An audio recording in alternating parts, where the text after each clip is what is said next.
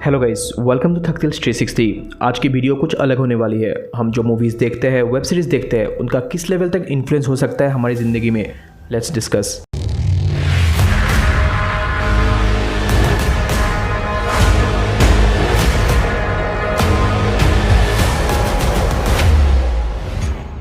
तो ये कोई मूवी या फिर वेब सीरीज़ की कहानी नहीं है। ये एक ऐसी कहानी है जिसने पूरे इंडिया में दहशत फैला दी है।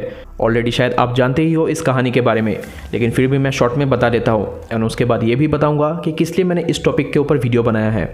तो कहानी है श्रद्धा वाकर एंड आफ्ताब अमीन पुणेवाला की। दोनों की मुलाकात होती है मुंबई में। श्रद्धा जो कि एक कॉल सेंटर में काम करती थी एंड आफ्ताब एक 5 स्टार होटल में काम करता था। दोनों एक डेटिंग ऐप के जरिए मिले, फिर दोनों रिलेशनशिप में आए, लेकिन श्रद्धा के घर में ये रिलेशनशिप एक्सेप्ट नहीं हुआ था। फिर दोनों अप्रैल में दिल्ली शिफ्ट होते हैं। उनका रिलेशनशिप स्टेटस इतना भी सही नहीं था।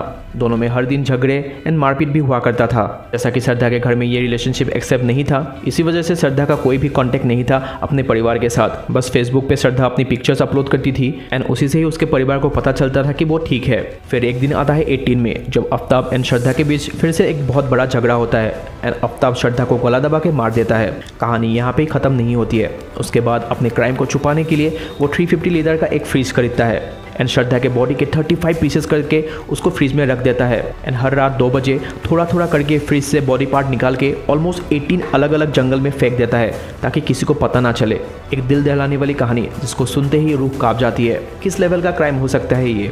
फिर जब श्रद्धा ऑलमोस्ट 5 महीने तक गायब रही, ना ही कोई फेसबुक पोस्ट किया, देन घर में शक हुआ एंड श्रद्धा के पिताजी उसे ढूंढते ढूंढते दिल्ली पहुंचते हैं। एंड फिर जब श्रद्धा के फ्लैट में कोई नहीं होता है, देन फिर वो पुलिस के पास जाते हैं एंड पुलिस आफ्ताब को गिरफ्तार करती है एंड थोड़ा टॉर्चर करते ही वो सब कुछ उगल देता है। अब मैं इस कहानी को इसलिए कवर कर रहा हूँ क्योंकि जो खूनी है आफ्ताब, वो एक वेब सीरीज़ का रेफरेंस देता है।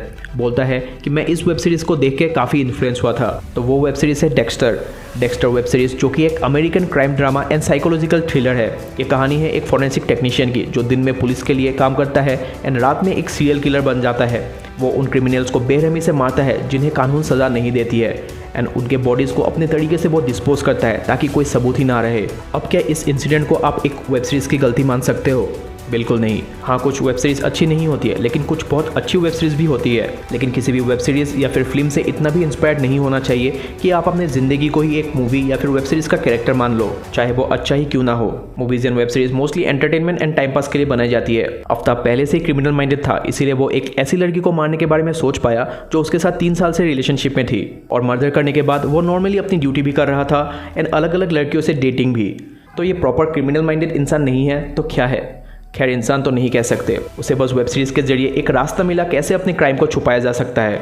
तो आखिर में मैं बस इतना ही कहूँगा कि किसी भी सीरीज़ या फिर मूवी को बस एक नॉर्मल मूवी या फिर वेब सीरीज़ की तरह ही देखिए, चाहे वो अच्छी हो या फिर बुरी।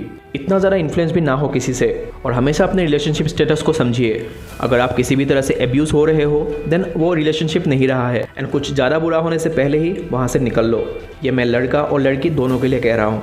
सो that's it for this video. Please be safe, take care.